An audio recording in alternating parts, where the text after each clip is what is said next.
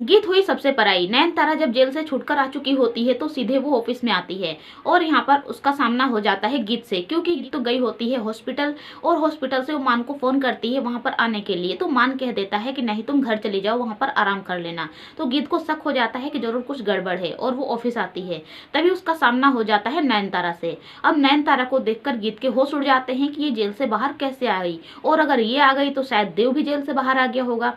तो वो तब गीत नयनतारा से पूछती है कि तुम जेल से बाहर कैसे आई। तो तब नयनतारा कहती है कि मान भाईसा ने और आपने तो पूरी प्लानिंग बना ली थी कि हमें जेल में ही पूरी उम्र काटनी पड़ेगी, लेकिन आपको भी पता है कि हम चैन से बैठने वालों में से नहीं है और हम किसी न किसी तरह से जेल से बाहर आ जाते, और जब हमने कुछ गलत किया ही नहीं है तो हम जेल से बाहर क्यों नहीं आ पाते। गीत कहती है कि तुमने जो किया है तुम्हें उसके कर्मों की सजा जरूर मिलेगी, भले ही तुम किसी भी तरह से झूठे तरीके से जेल से बाहर क्यों ना आ गई हो। नयनतारा कहती है कि अब तुम्हारी उल्टी गिनती शुरू हो गई है गीत, अब देखो मैं तुम्हारे साथ क्या करती हूँ। तो गीत कहती है कि तुम मेरा कुछ भी नहीं बिगाड़ पाओगी क्योंकि मेरे साथ मान सर है। और गीत मन ही मन सोचती है कि मैंने एक बार गलती कर ली है मान सर पर भरोसा ना करके, लेकिन अब दोबारा ऐसी गलती नहीं करूंगी। अगर नयनतारा और देव जेल से बाहर आए हैं तो जरूर इन लोगों ने कुछ धोखाधड़ी की होगी और धोखाधड़ी से बाहर आए होंगे, वरना मान सर ने तो इन लोगों को नहीं निकलवाया होगा जेल से, ये तो उसे कन्फर्म होता है। तभी वहां पर आ जाती है ताशा और ताशा के मुंह से निकल जाता है कि मान सर ने इतनी ज्यादा कोशिश की कि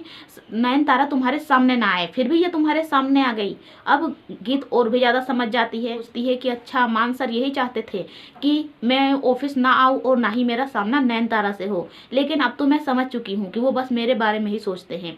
तभी गीत सोचती है कि मान से मैं बात करूं नयनतारा के बारे में, लेकिन तब तक मान चला गया होता है नयनतारा के केबिन में और उसके केबिन में जाकर कहता है कि बोलो तुम्हें क्या चाहिए। तो वो कहती है कि मुझे जो चाहिए वो तो आपको पता ही है, मुझे इस कंपनी में 55% का शेयर चाहिए। तो मान कहता है कि ऐसा तो हो नहीं सकता, और तुम तो नयनतारा कहती है कि आपको पता नहीं है शायद कि मैं आपकी कंपनी में 25% की शेयर हूँ। तो मान कहता है मुझे पहले से ही सब कुछ पता है, ये मेरी कंपनी है समझी ना, और मेरी कंपनी में क्या क्या होता है मुझे तुमसे पहले पता होता है।